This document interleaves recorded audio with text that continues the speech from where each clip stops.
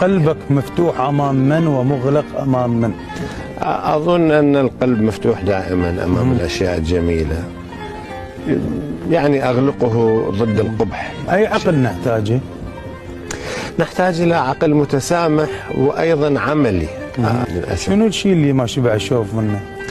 كل الأشياء الجميلة. أظن هذا العالم وهذه الأرض والمجتمعات والثقافات المختلفة، كل هذه الألوان السائدة في مناطق مختلفة من العالم، هذه أشياء غير يعني لا يمكن للبشر أن يحس بالإشباع. لمن تذهب راكضا؟ الصدق. سمي لي هذا الزمن. زمن صعب قاسي أحيانا، قاسي، ولكن أيضا مليء